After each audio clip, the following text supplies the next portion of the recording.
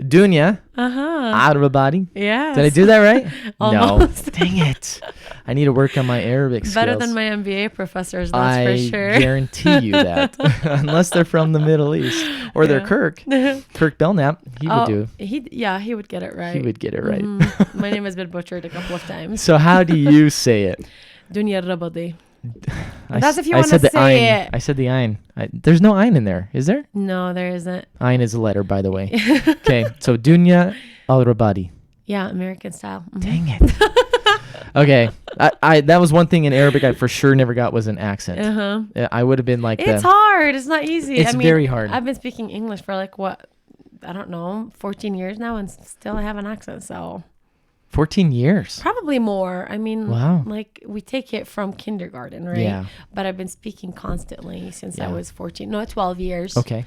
Yeah, I've been like speaking more English than Arabic for 12 years, and I still have an accent. So hey, that's okay. There's only, I think, one person that I know from the Middle East that does not have an accent. Who? And from where? She's from Turkey. Oh. And she, honestly, I thought she was an American. Her accent was so good. So I met her in Turkey. Okay. Her accent was so good. And she goes, she learned English on her own.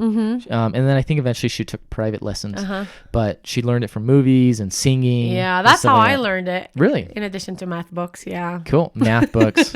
I bet that made you love English. I mean, I love math, and I stole math books from my grandma's house. Oh, really? Literally stole them because she would normally give them to me just to give them to me. Yeah. So anyways, I stole them, and that's how I honestly, I think that's how I learned English. Friends, Hilary Duff. Yes, everyone says Friends. Okay. Right, Jesse McCartney, Shakira, Backstreet Boys, and math books. Wow. That is my English right there. There you go. There's a little shout out to our Backstreet Boys here. Right. Yes. They did make a difference. I bet they did. That's awesome.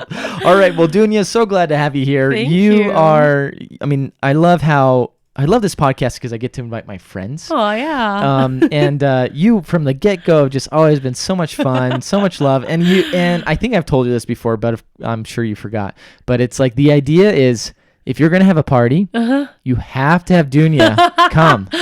Because if you're someone like me who's like this like wallflower that invites a bunch of people to your house, everyone instantly becomes wallflowers. But you come and just like, boom. Let's get this party started. Yeah. I'm not so sure I'm still that way. You know, life kind of grows on you and life happens. But yeah, I feel like I still get that comment. So okay, good. That party lifestyle is still within me a little bit. Because you're such a party girl. No, you just know how to liven up the room. Yeah. I think, and you still do. I mean, you can sit here and I think, and I've been following you on Facebook and you're just always just so much fun. Oh, thanks. You're so much fun. I'm glad. So anyone that knows you would definitely be shaking their head, yes, nodding, like I know Dunia. Yes. It's like, yep, I know Dunia. I hear Dunia. I see Dunia. I could hear you halfway across campus.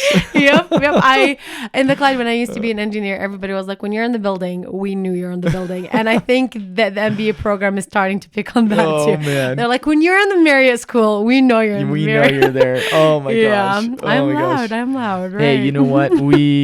We need people like you. Oh, well, thank you. Like I said, wallflower, party person, well, non-wallflower. What's the right word for that? I can't think. But you just bring a lot of, you bring a lot of life to the party, and I think really not party, but life. Oh, I'm glad. And I think that's one of the great things that we have that I appreciate about this life is that I can't enjoy life by myself. Oh yeah.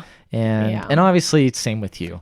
Definitely. But it's good to have people like you that make life a lot more enjoyable. Well, thank you. I enjoy people that are different as well. And I for sure enjoy you. So thank you for inviting me. Okay, glad to have you. So first thing, a couple things for the podcast. If you are new to the podcast, we'd love for you to subscribe whatever podcast channel you listen to.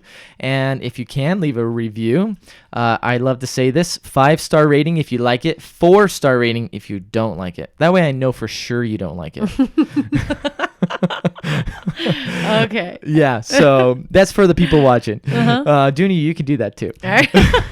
You can just leave a 5. I feel Leave like a 4-star. just by being invited here, that's already a 5. Oh, so. I hope so. Rate your own episode. Yep. So a couple other things that we want to introduce is we're actually looking into doing some tours in Scotland. Oh, wow. And this is actually would be hosted by me personally. So it wouldn't be a business, but it would be essentially a bunch of us that know each other and don't know each other. About 10 to 12 people going to Scotland in the spring and in the fall. Oh, wow. So if you're interested, leave a comment wherever you're watching this and let me know. We can talk. We've got a decent amount interested for in about the next year or next fall. But super excited. Scotland's awesome. That sounds awesome. Yeah. And or if you want to go to the Middle East, based on today's topic, right. let's go. I wouldn't be the best tour guide for them. I'll hook you up. I was gonna say Dunia can be our tour guide. I'll hook you up. Yeah. Right. So Dunia, you went to BYU, Brigham Young University. That's where we met. Right. But you are from Jordan. The country Jordan. I love it. My time there was spent trying to figure out how to speak Arabic, filming, and then everyone that saw me saying, "Welcome to Jordan." Literally every person on the street was, "Welcome to Jordan." Yeah. Walk past me, "Welcome to Jordan." Welcome to Jordan. Eventually, after about a month, you're just like, someone says it to me I again. got it, dude. Yeah. But, someone remind me, like, this is the first time they see you. So they're excited for you. Yeah, we love foreigners, that's for sure. And Jordan is actually a pretty remarkable place. Oh, I'm glad you had a good experience. Yes, it was a very good experience. Yeah.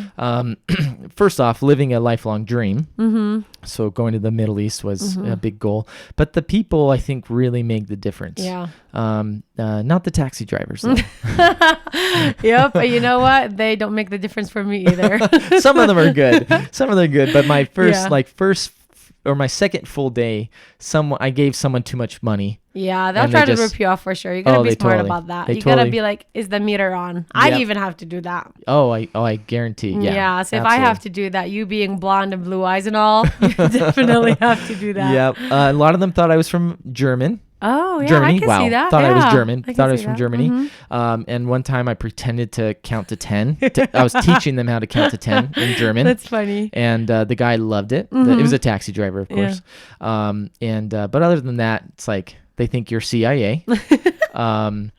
Who you working for? Yeah, who you working for? Who are you spying on? Especially for us going to the LDS Church, it's near the U.S. Embassy. Oh yeah. And so doing that, it's like they think that you're really going to work at the embassy as a spy, but you're not really going to the embassy. You're just going to church. Yeah. So that was always fun. But I can't tell you enough how much walking into a mosque, into a church. Walking into a store. I mean, gosh, you did feel welcome. And not everything was perfect. Not everything, rainbows and lollipops and stuff, but it was a really great experience. And I know it's not always for everyone. Same with Scotland. You could go to Scotland and have a terrible time. So, I mean, it's just kind of part of that. So, Dunia, tell us a little bit more about growing up in Jordan. And you're not a Muslim. No. So I'm Christian. You're a Christian. So tell us a little bit about that, because I think a lot of people don't know. They think the Middle East. It is possible. and especially in Jordan. Right, Jordan's a very unique country in the Middle East. Yeah. So I born in Jordan, raised in Jordan, born and raised Christian.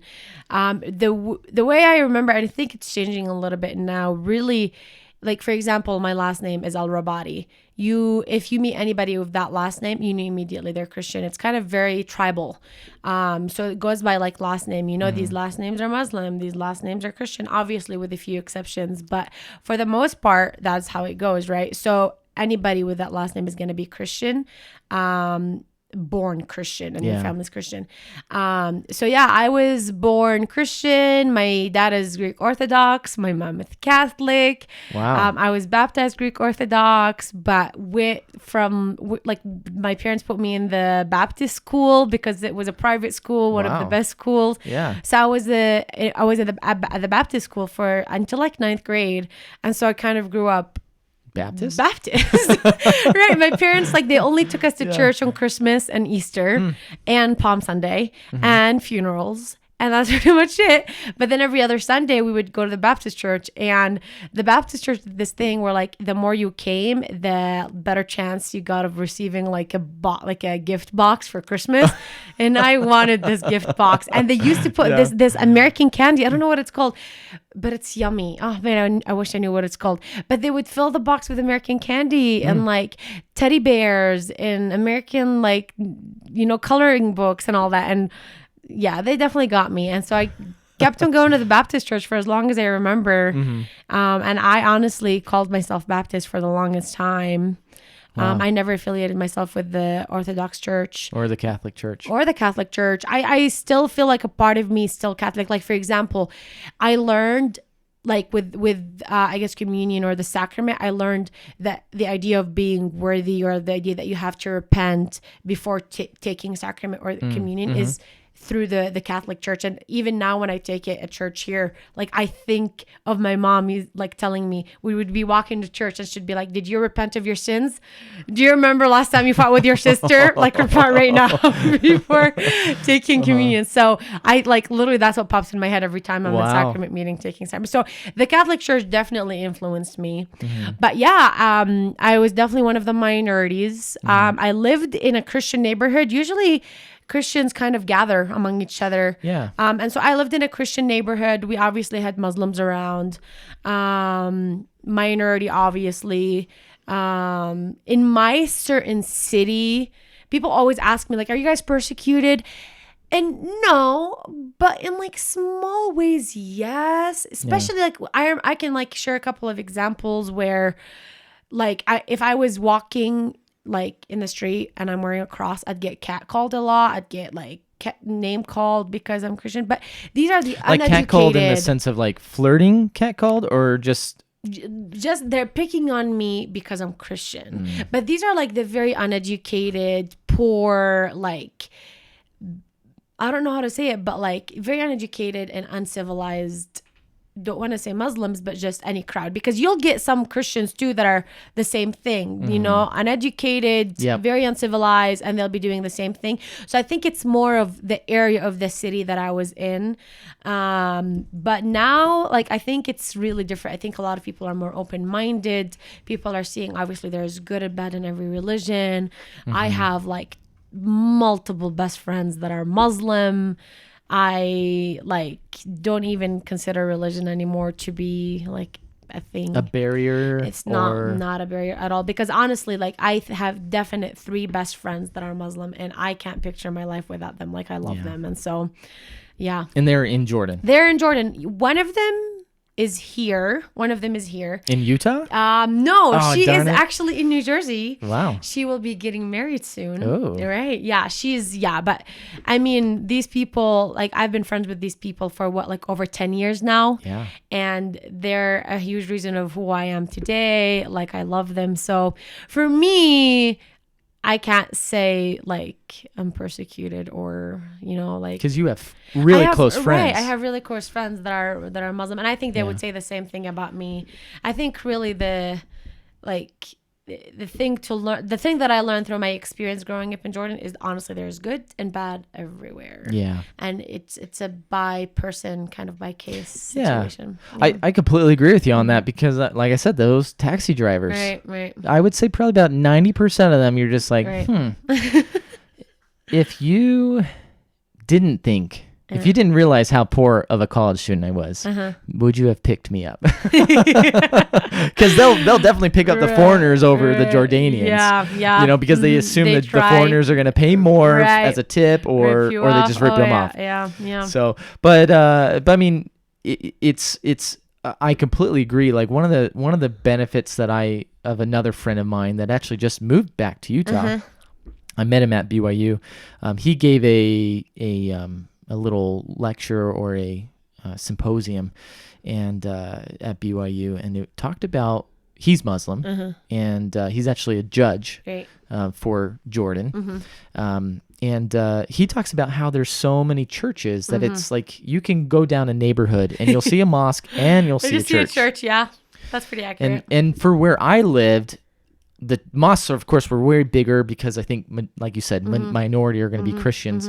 But I would see like, oh, that looks like an apartment building, but it's actually a church. Right. Yeah. Or like maybe part of the apartment building was a church. And that's the same for LDS churches across the world. Yeah. You know, we will rent out a floor Yeah. of apartment building or something like that. Well, the LDS church is not recognized in Jordan yet. So, yeah. And I heard it's actually because of the Christian churches. It's not even, you think it's the Muslims trying not to get the church. It's the Christians. Right. But like you go to the Muslim leaders, like we already have Christians. One extra church is not going to hurt us, right? Yeah. It is the Christians that are like, we do not want those missionaries. That's here. right. So so the churches that recognize, they're not able to have their own building to conduct church. Wow. And you probably, like you've done this, church for you guys is actually for it's on Friday because Sunday is a work day for us because like I guess if you want to call it the Sabbath day. So Friday is the Sabbath. Yes, you know, in the religious Sabbath. Right. Friday's the Sabbath for in Islam, and so a lot of churches also hold their churches on Sunday. Obviously, the Catholic Church and the Orthodox Church still conduct their. So they do it on night. Sunday. At night, yeah. There's church that happens, and I believe there's some in the morning, but obviously not everybody can attend those in the morning. So they do it at night, like around 6 or 7. So they hold pretty true to the Sunday aspect, and the LDS Church goes, oh, okay, we'll do Friday. Yeah, just easy because like unless they're open to having church like from 6 to 8. Right? Then they can, I guess, family home evening. Right. Yeah. But I know a lot of LDS people who are in Jordan work at the embassy, and the embassy runs later. Yeah, it's like majority of them are foreigners, expats. Yeah. That's interesting. I had assumed that a lot of the churches did Friday as well, but I guess not. Like other activities, so like the sacrament, if you want to call it, that's still being held on Sunday at night. But like, for example, Bible study or youth activities, those were held on Friday and Thursday. Yeah. The streets are empty on Fridays. Friday, especially. Like if you think Utah is empty on Sundays. Empty. Oh my goodness. That's the best time to drive in a taxi. Yes. And I mean, like, here's why it's amazing. I mean, you think Utah gets crowded around rush hour. I don't know if you remember Jordan, but I was there this last summer oh my goodness. Like there's this much space between cars, and that is it. Like this much space on the side, this much space on the side. It's a miracle that no one died. Right. Well, at least that I didn't die in a taxi. It's absolutely organized chaos. I'm sure other people have. It is absolutely organized chaos. It's crazy. You see the police officers, by the way, are women. Yes. And well, not all of them, but there could be. But there are most of them that I saw as like the crossing people or the street people. They would always come out during rush hour. And I don't think it did a thing. Nobody listens. No. Nobody cares. No. And everyone just honks. Yes. Everyone honks just for whatever reason. Right, whatever reason. Oh my gosh. I was in Jordan and I told my mom when I got there, she was trying to convince me to rent a car. She was like, rent a car. I was like, no way. I will never drive in Jordan. Actually, but like. You've never driven in Jordan? No, listen. I learned how to drive in Jordan. Okay. Right. I came here, got in an accident, first time driving, and then learned how to like just got all my driving experience here with these big highways, with everybody following the rules. It's so nice. And then I go to Jordan and I'm like, listen, I want to tell you something. I love my dad to death, but man, I don't know if I love him so much when I'm driving with him. Like him driving? Yes, he is such a scary driver. And from him, I think like I've kind of sworn off driving in Jordan. Wow. But then I got an internship when I was in Jordan this last summer, and the company I worked for, they were, first of all, so amazingly nice. I have never been treated that well. Seriously, like they went above and beyond. So they gave me a car because I lived in Ajloun, which is north of Amman, which is the capital, and it's like about an hour and a half north of Amman. And he was like, hey, I want to like do anything to accommodate you. And he didn't want me to take public transportation. It could be a little ghetto at times. And so they gave me a car. And I was like, oh my goodness. I don't think he knows this yet, but I got 5 violations. 5 violations. Well, within hi, Dad. 3 weeks. 3 weeks. I got 5 violations. I felt so they still you paid weren't for even there it. that long. Yeah, here's the thing. Oh, work paid for it. Yeah, the work paid for it. See, here's what happened. So driving speed here, like we can go up to 80 on the highway. Yeah. In Jordan, max, I didn't see anything above a 60, which is here is like 40. Oh, because So it's that's kilometers. Right. Yeah. So I'm used to driving so fast. And so I would be like driving in an empty street and I would just be going super fast and a camera would like get me. Wow. So I got Oh, they have cameras? Yes. Oh, wow. I think that's how the Jordanian government is probably It's making probably money funded. now. Right. It's completely off of people driving. Right. That's funny. My experience not in a taxi was driving with some of the military members, LDS members assigned to the embassy, and they would get these U.S. size SUVs or trucks, and it was awesome because everyone moves out of your way. You're like, boom, I'm coming through, and these these taxis are just like and the taxi drivers own their own cars. Yeah. So if it gets damaged, they have to pay for it. And so that's what one taxi driver told me. He's like, yeah, I avoid accidents as much as I can because I have to pay for it. Right. And they're expensive. Yeah. The Jordanian citizen does not make that much. No. The poor citizen. Yeah. So they try to avoid accidents. Yeah. I honestly, I'm surprised. When I drove, I was like, how are people not getting in accidents? But they understand each other. It is beautiful. It's like everyone's minds connected somehow. They just know, hey, this guy's at this moment is going to move over a foot to the right. They are nice. One thing I like, listen, Utah people are amazing. Not when they're driving. It blows my mind. It's like this huge ironic thing. They're so nice to you and they invite you and welcoming and serving and all, but when they're behind the shield, like when they're in that car, they turn into a completely different person. Nobody lets you in. You put a blinker and they think you're asking for permission to go into the lane, but you're really letting them know you're going into the lane. But people in Jordan, like, they were so nice to me. Yeah. I really, especially as a beginner driver in Jordan, like I really appreciated them. When I put a blinker, they let me in. I'm like, wow, so nice.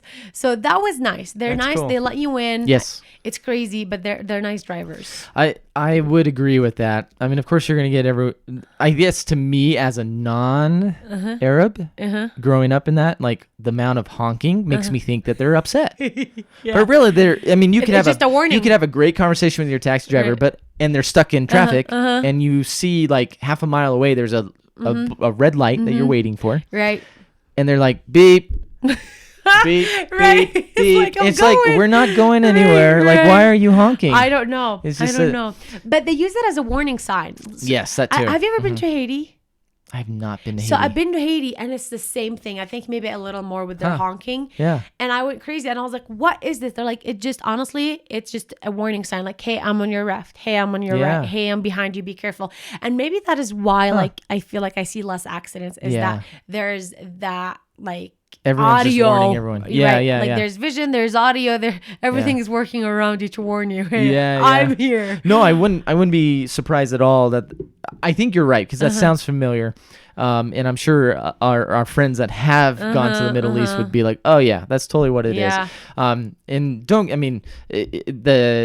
the ability for them to have like, don't get me wrong, like. At first it's like American mindset is oh my gosh, you're this so is angry. like you're angry, right? Like in Hawaii, if you honk, that means you want to get out of the car and fight. Oh my gosh, yes! I actually had that one experience one time in Utah. Oh really? I think I want to say they were Hawaiian. I might be wrong, but I honked a little to warn her, and then she honked back, and she was angry. She got out, was ready to fight, trying to open my door, and I am like, listen, I mean, I'm feisty, but I saw her, and she was a big girl. I was like, this is not my fight to pick. And so I just stayed in my car and she was yelling, trying to open the window. And I'm like, hi, like trying to be as peaceful as possible. Eventually she just left. And I'm like, I should have honestly let her just hit me or something. No, don't let her hit you. And then just gone to court. And people do that, but no, I was so scared. Anyways, I was going to say something about the driving in Jordan. Oh, if they're angry, you would know they're angry. All it is just they put their window down and they just let you know they're angry. Like they're not going to shy away, but just a warning. Oh man. So you grew up Christian, right? In Jordan. Did you live anywhere before that you came to Utah for your undergrad? No, I lived in Jordan. All the way up until then. Yeah. Well, I did a foreign exchange here for 1 year before BYU. So like high school? Yeah, 10th grade. Yeah. And where was that? Logan. Oh, so Utah. Utah, yeah. Wow. Yeah. Wow, okay. Utah's my official sponsor. Right. That's awesome. Been here for a while. Hey, that's great. My old boss, she's from Egypt.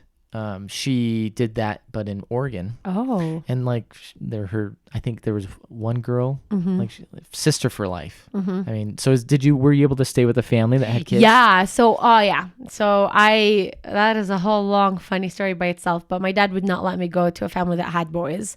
I almost did not come to the foreign exchange experience. Okay. Right. I think like 2 hours before we were supposed to take off, they called me and they're like, we have a family of all girls. LDS. Wow. So conservative, no drugs, no alcohol. And so like couldn't be any more perfect. Perfect for my dad to finally agree and let me go. So yeah, it was a host family in Logan, 4 girls. And actually they took 2 exchange students. It was me and another girl from Vietnam. Oh wow. So they were so generous to bring us in. And we both went to Logan High. Wow. Yeah, and it was really fun. It was easily one of my favorite experiences. Wow. It was amazing. Yeah. That's crazy. That's awesome. Because that's how you really get integrated in the culture. Right. Yeah. That's one thing that I wish, like when I was in Jordan, I probably spent at least half the day editing video and then the other half of the day making video. And then the other time I'd be like, well, I don't have enough money to go out to eat with my friends. So I will go get some shawarma or some digest cookies that were only 1 dinar and be like, well, that's my food for the day. Cheap, yeah. So, and it was really cheap. It was very cheap. Yeah. And the other thing too that I thought was really cool is there's a grocery store pretty much everywhere. Grocery stores. Yeah. Little markets. Yeah. I love them. It was so cool. Yeah. I think in marketing you talk about consumer experience and the value it adds to the consumer experience, MBA talk here. And I think those markets add so much value because you're connecting with the person. You build a relationship with them.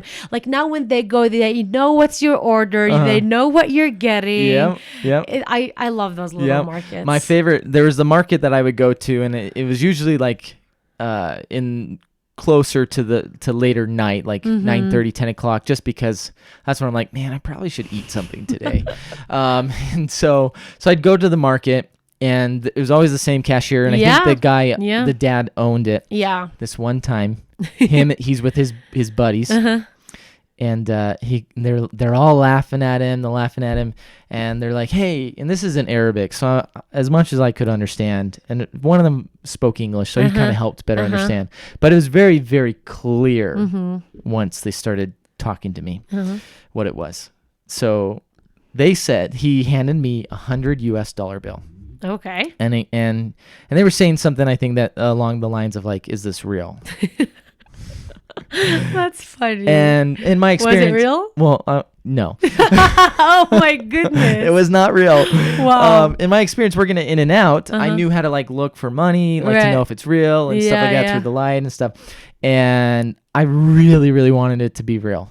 Because like $100 is a lot. It's a lot of money, especially in Jordan. Yeah. And so, well, I shouldn't say especially. It's not the dollar. It's not the dollar is actually. I mean, that's 70 JDs, but 70 JDs is still, that would do a lot. Yes. So 70%, right? 70. Anyway, so I really, really tried for it, but they were giving him such a hard time. I'm like, where did you get this? He goes, someone came into the store and said, hey, I need cash. I need change, because that's the big thing. You always need cash. Oh, and you need smaller bills. Yeah. And so since it's a market, the guy turned it in like, hey, here's $100 bill. Oh. Can you like give me half or something equivalent of it? So they were giving him such a hard time, and I really, I'm like, give it back to me. Let me check. Let me double check. You know. Yeah. And then this at the end, he's like, maybe I'll trick someone else into this. I'm like, no, you don't do that. And I think he was trying to like not get in trouble with dad. Yeah. Like, what do I do? Because that's $100 at 70 dinars, you know? Yeah. And I think at the time, it was like 64 dinars to $100. Yeah. And so it was a lot of money. Yeah, that is a lot of money. That is sad. That was really sad. Man. So, but I mean, it just, that's the market for you though. I mean, not that's what happens all the time, but like, that's how kind of cool it was of the relationship where the guy was like, hey, come here. I know you're American and you come all the time. My other favorite thing about that store and same guy is if I'm in line, there's no lines. Yeah. When you're that concept does not exist. You don't wait in line in a aisle to check out. Right. it's literally just you just push your way in, push your way in. It probably took like 3 weeks to finally be like, screw this, I'm just gonna push my way in. Getting in there. I mean, you don't necessarily like cut people, but you have to be aggressive to get done. You do. But for and that was not at this grocery store, because this market, this guy, he'd always be like, come here, like, and I would just cut, and everyone like part the Red Sea for this American that doesn't know what he's doing, and coming in buying the weirdest things that don't make any meals, because I didn't have enough money. And so anyway, so the whole time he'd always be like, come in, and it's the Wasta connection. Yes. Yeah, there were several people asking for green cards. Like, hey, can you get my cousin a green card? Oh my gosh, I get that asked too. Like when I go, it's like, so can you help me go to the United States? I'm like, let me first help myself, and then I'll help you. Yeah. Like people ask for that. They think just because you're in the United States, you have the ability to just bring on immigrants. Yeah. Come on in. Yeah. Like I get asked the same things all the time. I'm like, if I get asked that one more time, because I'm about to cry here. I've been in this country for 9 years and I'm still on a student visa. So. Oh man. And you're not alone. There are a lot of people that are in that situation. There are. That have been here. I can think of one friend from Mexico that's in the exact same situation. It is hard. Yeah. It is definitely hard. He's just trying to get married. He's like, I'll just get married and then it'll work. And he just keeps extending and extending. He's like, dude, I love you. Good luck. Let's make this work. I'm not a matchmaker. They think it's the easiest way to make it happen. And in my opinion, it's the hardest way. It's like you got to find the right person. And then you got to like date them for a while. And then you got to actually make it work for the whole year. Then you got to engage them. Then hope you like reach the altar where you finally sign that paper. It's hard. I mean, I've been here for 9 years and very single still. So I wish it was that easy. A lot of people do. Yeah. A lot of people do. Even Americans, wish dating was a little bit easier. Right. And Utah is very dating oriented, but that doesn't mean I think dating in Utah is harder than anywhere else. It's like I've traveled a lot outside of Utah, and even just now I was at a conference. Yeah, I was just at a conference in National Black and for the MBA program, and people approach people friendly. They're not afraid of people, which is more like me. Maybe the alcohol was talking a little bit, but like it is so different than my experience here with people. People here, I don't know if they're reserved. They've dated a lot, so they've been heartbroken a lot. So they put a lot of walls, and it's just harder to get to know people. But I just felt like talking to people, strangers, like making friends outside of Utah is a lot easier. Being in Utah, honestly, like a couple of times I've wondered, I'm like, is it me? Am I having do I like the ability to make friends? And then I get out of Utah and I'm like, no, I am very good at making friends. It's a little harder in Utah. And I think the whole like options thing, you have so many options. It's like, okay, if it doesn't work out with this blonde one, here's another blonde one.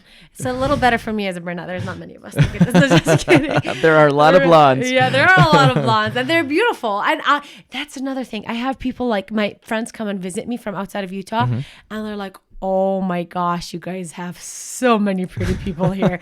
We have pretty people. I can vouch to the idea that people, or to the concept of people coming out of state and going, what is going on here? Yeah. I've literally been at a big company party, and guys came out of state, sales reps came out of state, and they're just like, what is up with the Utah girls?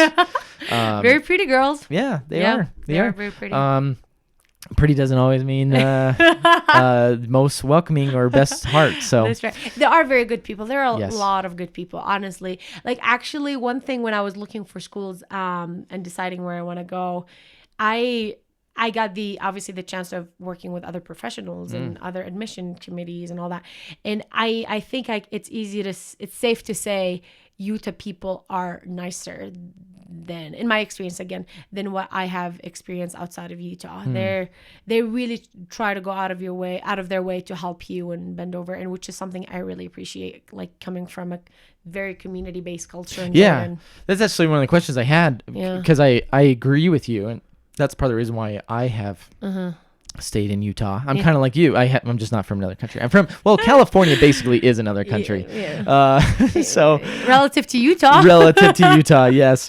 And my experience is very similar. But growing up in the Middle East, that's one thing that I actually really enjoyed. And talking about the same friend that was the judge in Jordan that was getting his a master's law degree. I don't know exactly what it was, but at BYU. So that's how we met.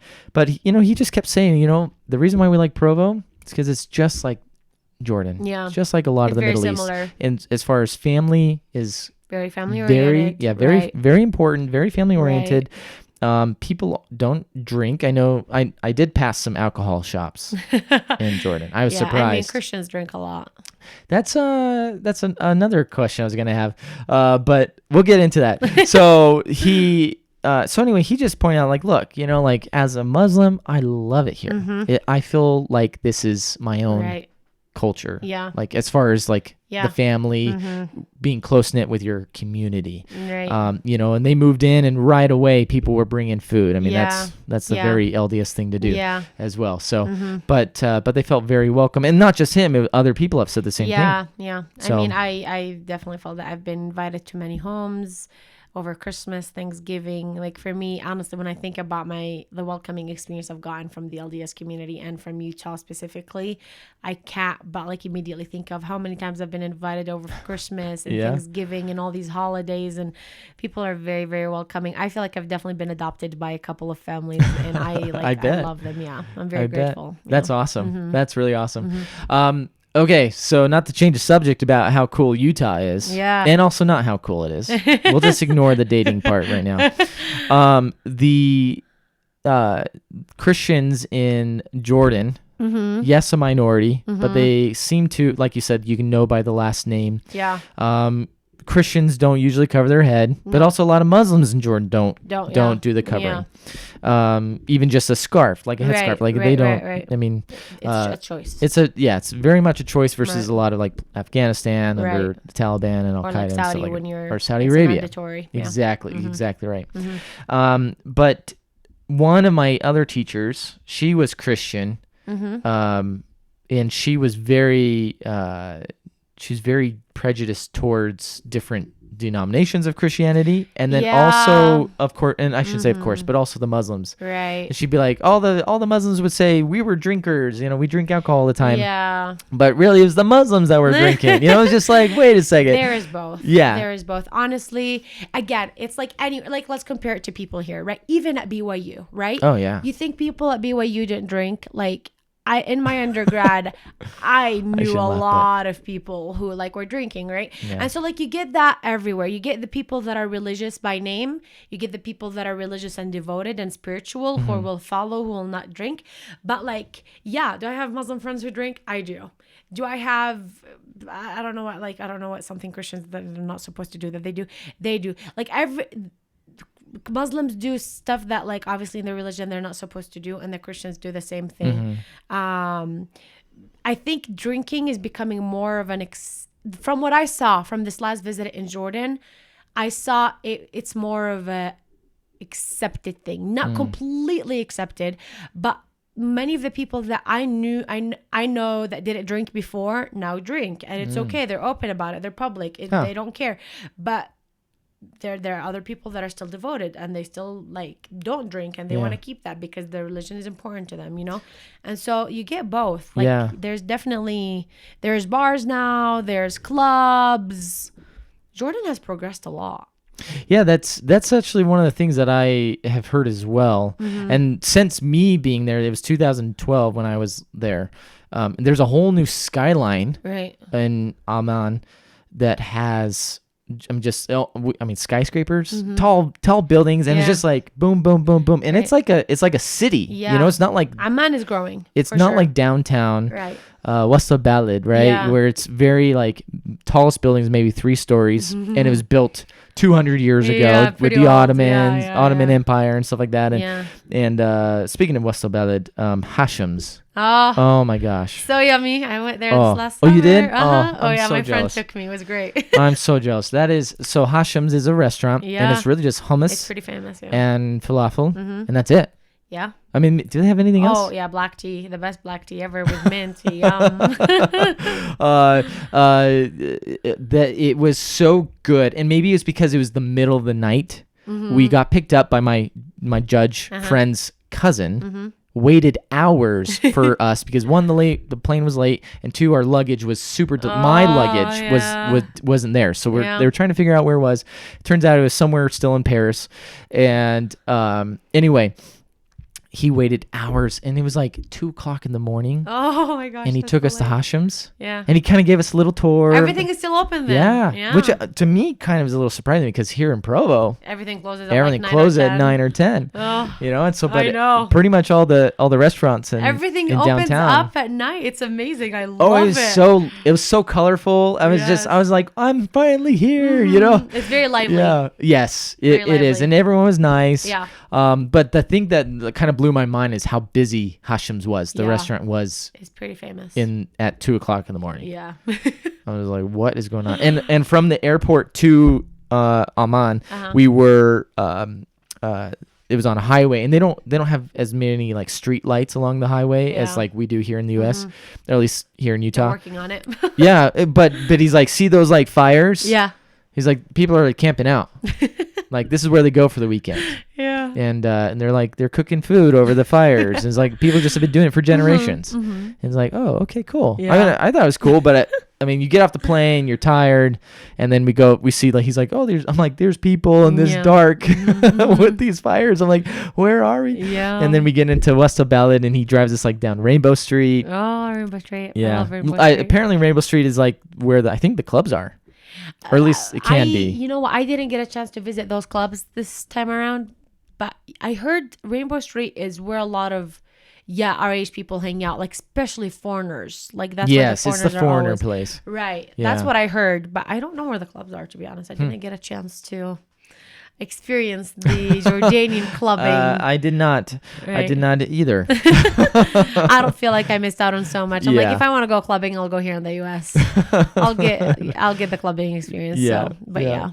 So, So we've got a little bit time before you got to head off, which happy to have you as much as we can on here. But as a Christian from the Middle East, obviously the LDS community here in Utah is a little bit different. I think the LDS Church has a little bit different perspective on world religions, especially Christians from around the world. But at your time in other places, or even here in Utah, did you ever feel like you even got a little bit of persecution from just being from the Middle East?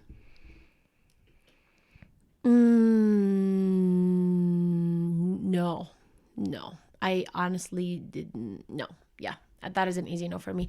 It was not persecution, but I remember when I first was a freshman at BYU, people like, where are you from? I'm from Jordan. So excited. Yay. Like you could see it in their eyes. Oh my gosh, are you LDS?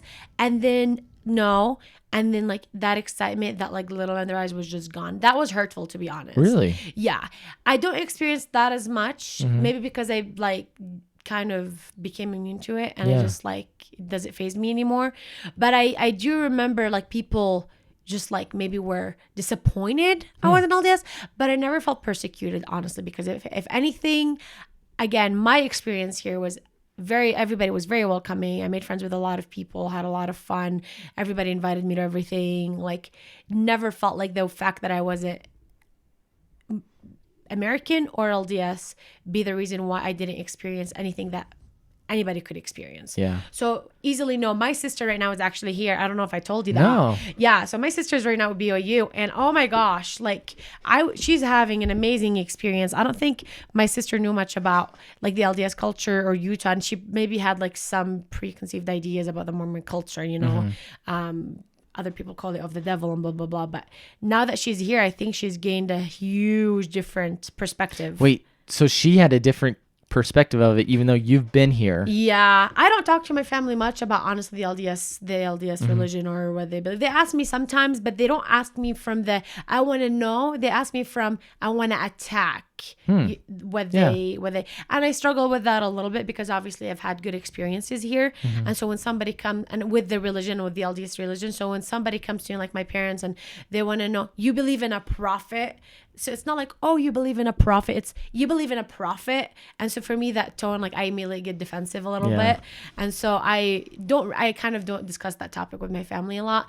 And I think like, I mean, I remember even when I was coming here, my Baptist leaders would be like, don't believe it is of the devil, blah, blah, blah. So like, there's that, like, obviously among denominations, like you said, even among Christians, like my dad did not like the fact that I went to the Baptist church. He hated it. Wow. Like the Catholics. He was Greek or was he Catholic? He was Greek. He was Orthodox. Greek. Okay. So like I feel like the Catholics and the Greek Orthodox don't really like the Baptist, and then you have everybody not liking the LDS.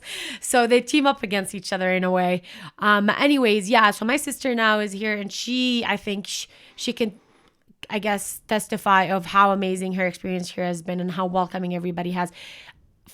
Definite no. Like, yeah. No persecution. That's cool. Definite no. That's awesome. Yeah. That's actually really cool because, I mean, you hear these stories of like, oh my gosh, you did 9/11. You're from, I mean, if you're Arab and Muslim and like, I mean, kind of the preface of this podcast is not all Arabs are Muslims, right? Yep. They're not Muslims. Nope. There are plenty of Christians. Yeah. And plenty of other religions too. And plenty of other religions. Right. Yeah, absolutely. Yeah. And so it's very easy to start to judge. Right. You know, I mean, maybe I'm assuming people probably think you're Hispanic. Oh yeah, all the time. Do they start speaking Spanish to you? Yeah, I've had that happen a couple of times. I'm like, I'm sorry, I don't speak. Actually, I speak a little Spanish, so I need to stop. I don't speak Spanish, but definitely not well enough to start just like cracking Spanish out with him in the middle of the streets. So yeah, I don't. Yeah, a lot of people think I'm Spanish, unless I feel like people. If you've gone to the Middle East, you can tell if like want to turn and show the camera here my nose. I have the Arabic nose. I wear it with pride, so people usually can like look at. We have Arab. We have an Italian family in our neighborhood, and they definitely have the Italian nose. But really, I mean, I get it. Yes, an Arab nose, or a Middle East nose, because the Jews have it too. Right. I love it. Like honestly, it's a part of me. I like my nose is kind of. I like have this personal connection with my nose. Do you have a name for your nose? I don't have a name, but my mom, my mom hates my nose. She's like been trying to get me to change my nose for the longest time. She's like, you need a nose job. But I know, but I'm like, I'm happy with my nose, and like. I don't know, it's just me, you know? Yeah. And it like fits with everything. I feel like I have big eyes, big smile, big face, and so just big nose. You just gotta have it. Yeah. I love it. Right. I love it. Well, don't name it. That's probably a little too creepy. But I'm glad that you like your nose. I do like my nose. I like my Arab nose. That's what I call your it. Arab I guess nose. that's its name. It's the Arab nose. Its name is the Arab nose. Right, yeah. But that's how people are usually able to be like, if they can never guess it, it's because of the nose. Interesting. Cool. Yeah. Very cool. Okay, so you don't feel persecution. No. Here in the States. No. And maybe I wonder if it would be different if you were a guy, if you were a man. I don't know. My cousin was here as well. Honestly, BYU is the official sponsor of like Alrabadi and Al Muqaddas families. Like they just keep bringing us in. There's so many of you guys here. There's so many of us here. I would say my cousin would definitely agree with me and say he was not persecuted. I don't know, but here's the thing: we're very fair skin, right? I think I've had friends that would probably say, I don't want to say persecuted, but maybe gotten comments that made them stared at airport specifically. I know that for sure. Like my darker friends with their beard, I know that they've gotten stopped and checked very thoroughly at the airport. So I haven't. I have a confession. When I see people that I think are from the Middle East at the airport, I stare. But it's because I'm Scott. No, it's because it's like, do I go up and practice my Arabic? That's really what it is. I'm like, how friendly do you think is this experience going to be if I go? And I say friendly in the sense of that, because a lot of people go, oh, you speak Arabic in English. Like, yes, I want to continue to speak Arabic with you. That's what I think of. When I see him, I'm like, oh, I can go and speak to them. And part of me, I know they probably know that I'm staring. And so I have to, I have to now go up and say something in Arabic. Right, so that way they know that's why I was probably looking at him. My advice, always do that, because we love just talking to people and we're very friendly, and you're better off doing that. They'll get excited and be like, oh, I just met somebody, and they'll think that you're their friend and everything. Oh yeah. And then you'll leave on a happy note versus them leaving thinking, oh my gosh, look at this white looking guy looking at me. So I would always probably go with going and to talk to them. And talk to them. Yeah. No, I agree. I don't do it nearly as much as I probably made it sound like I do. But there's a few times where I'm like, I think I stared too long. I should go say hi to them. Right. Yes, I agree with you. Yeah. I will do that. Yeah. I will go and do that. And I agree with you. Yeah. That when you go like, oh, ahlan wa sahlan, they're like, what? They get excited. Yeah. Yesterday, a recruiter came at BYU, and I was trying to pick up on his accent, and I'm like, I think he's French, but he was speaking a lot more in his throat. And I'm like, where is this coming from? I walk up to him, and I'm like, hey, I speak a little French, and he's like, yeah, I actually speak a little Arabic too. I was like, I speak Arabic too. I was so excited. I'm like, That's oh my awesome. gosh, like you speak the 3 languages that I speak, English, French, and Arabic.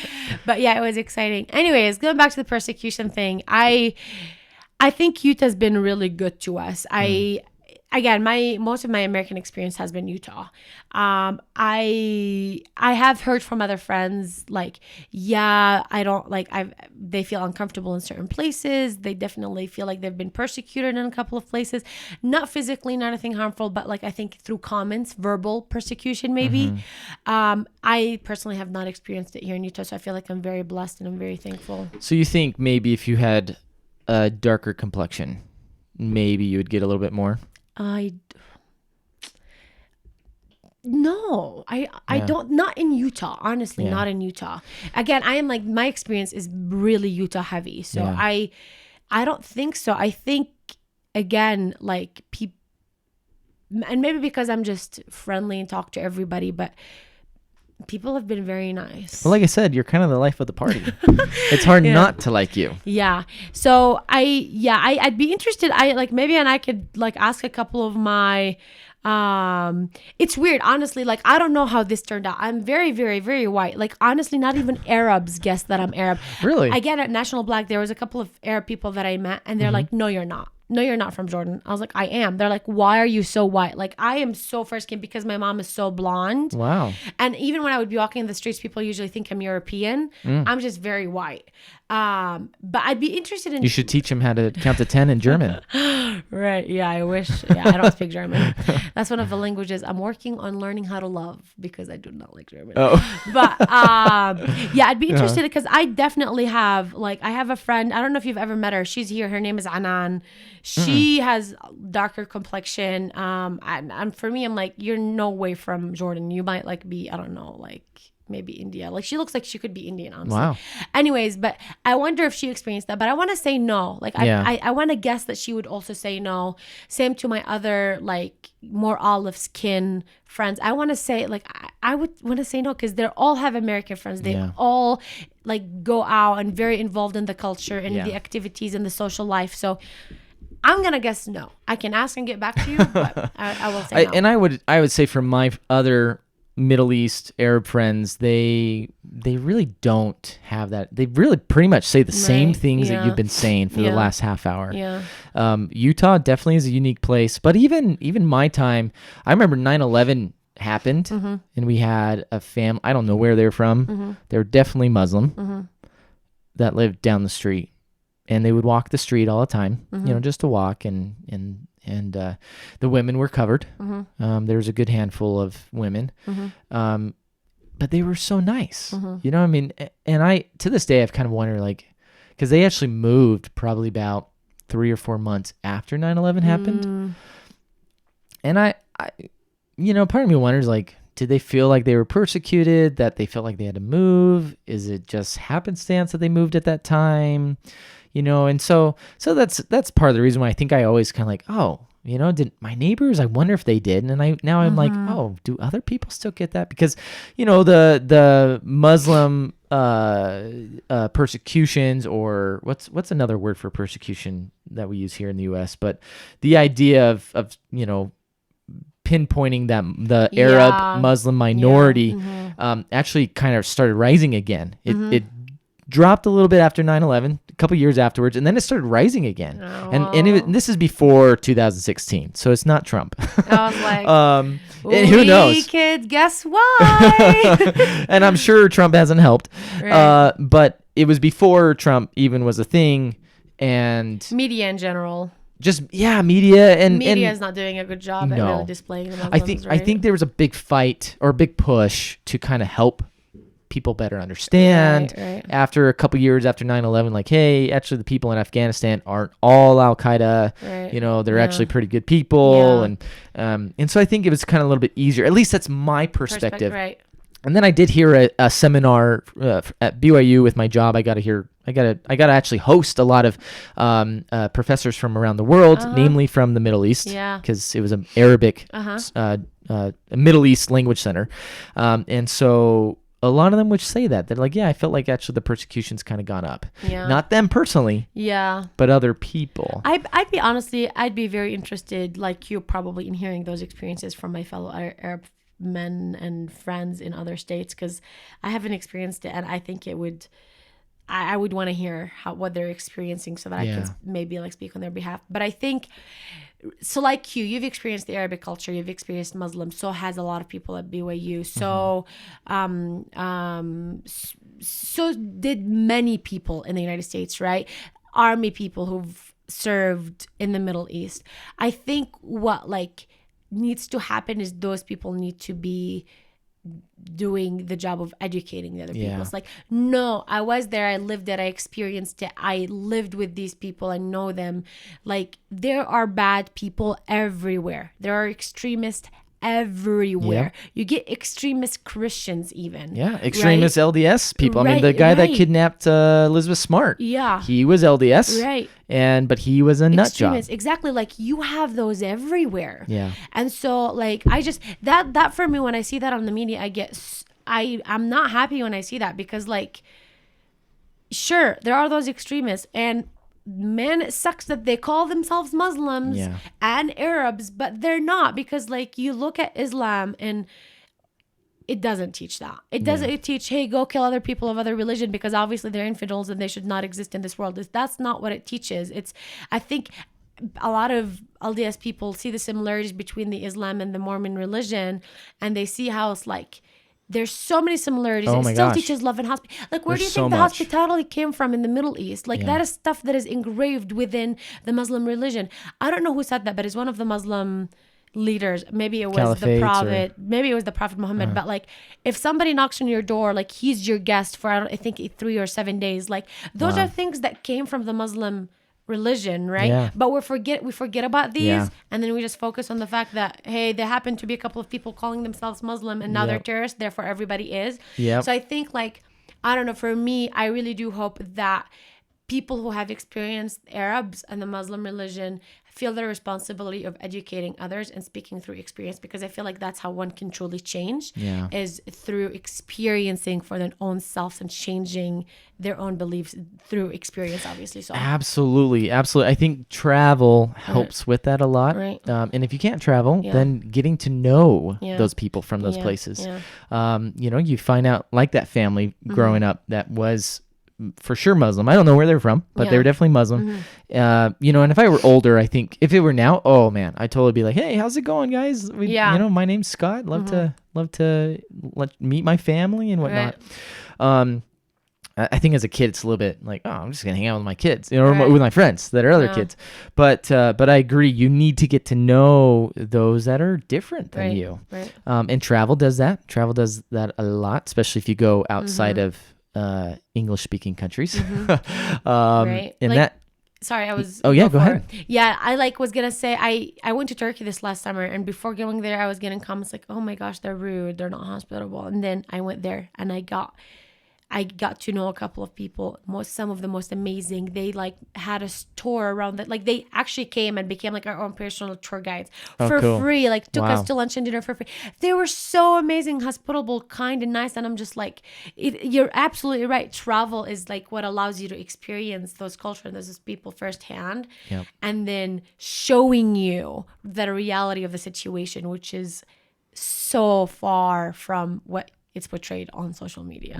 And not media, just the news media and in general. Media in general, right? Yeah, I completely agree with you. Unfortunately, I did not get free tour guides in Turkey. I need to go with you. Helps when you're a girl. I'm sure it does. And my buddy, Kobe, I know Kobe. Yeah. He spoke Turkish. He did? Yeah. So I did not know that. Yeah. So the 2 times that I've been, I went with him, and he spoke Turkish. And I mean, the guy's a genius. He's very smart. Oh my gosh, he's so smart. And so I think that's part of the reason we look like we knew what we were doing. That's for sure. That's for sure. We knew, and he would just talk to people, and anyway, it was great. Yeah. Well, maybe one last question, and I've done this before where I say one last question, and then it turns into like 10 more. It's fine. Let's go for it. When it comes to you and your faith, what do you wish could be better understood about the Middle East? And I say that because coming as a Christian, coming from the Middle East, what would you wish that maybe, and I guess obviously most of our audience is going to be the U.S. here. What do you think people could have a better perspective on? Oh, that is a good question that I don't know if I have an answer right now for this. I have to think about this.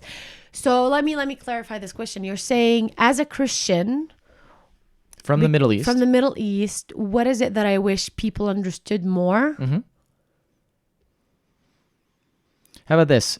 What do you wish That's that a hard one. What do you think that you wish people better understood about Arab Christians?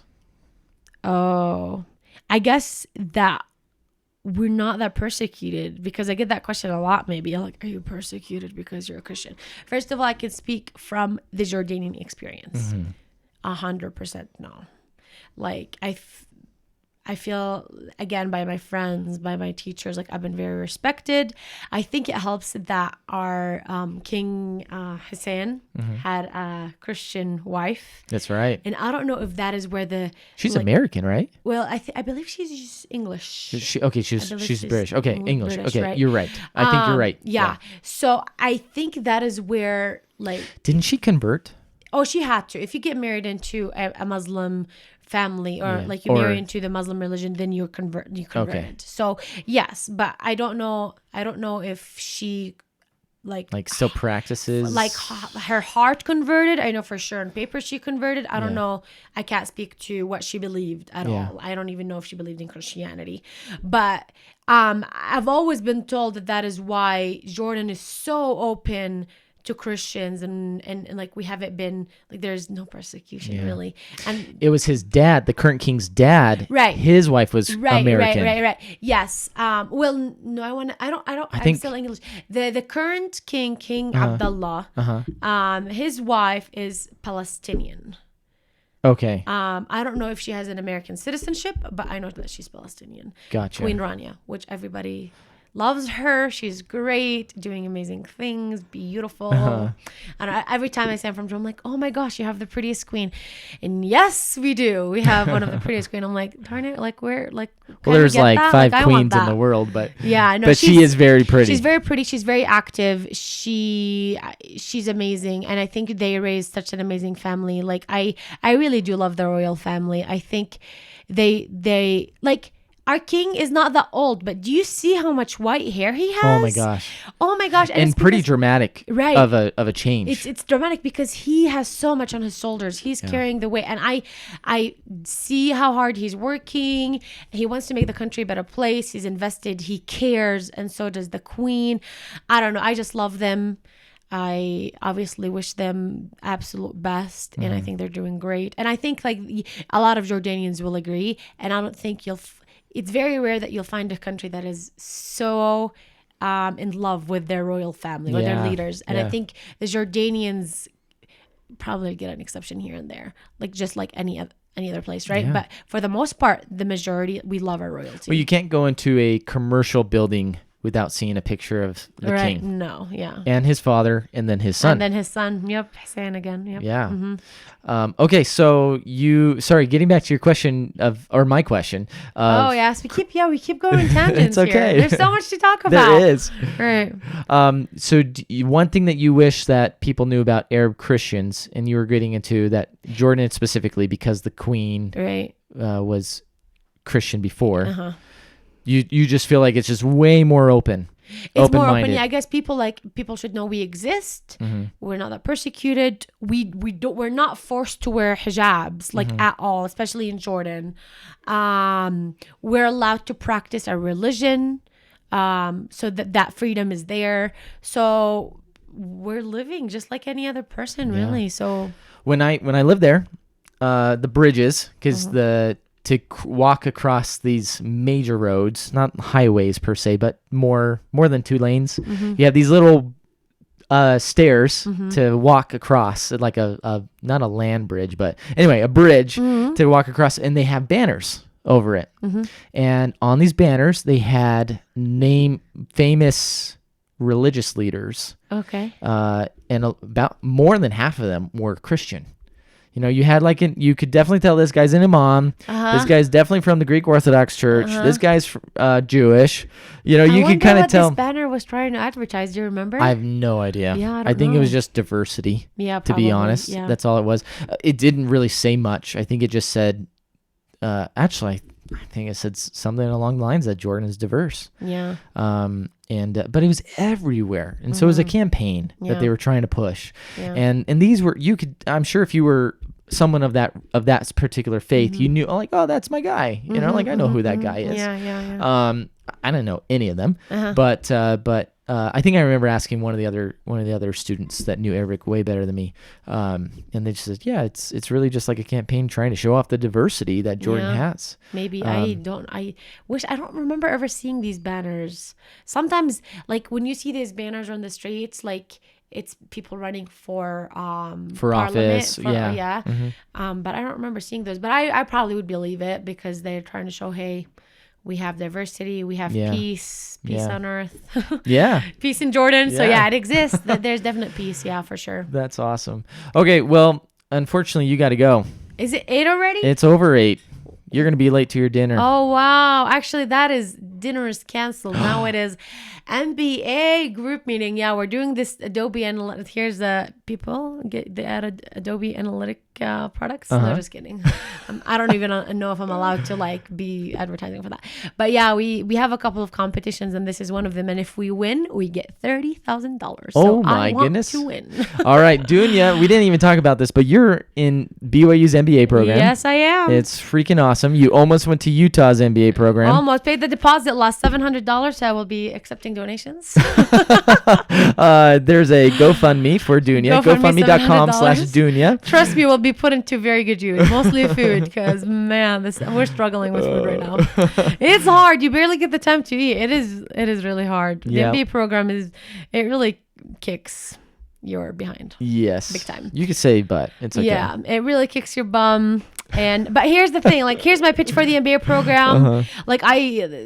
There's always my pros and cons. I'm going to give the pros.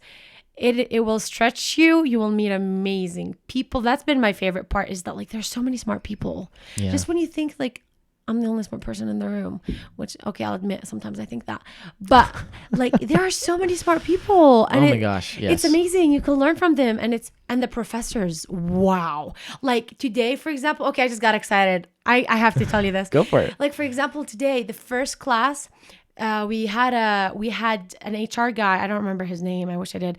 But he came from Honeywell, and he educated us about negotiating for salaries. And I was just tell us more. It was amazing. How can I make more money? And here's the thing. He was actually pretty much saying, first of all, don't tell them what you're expecting. Because if it's too high, they're going to go to plan B. And if it's too low, then they're going to go with the too low price. Wow.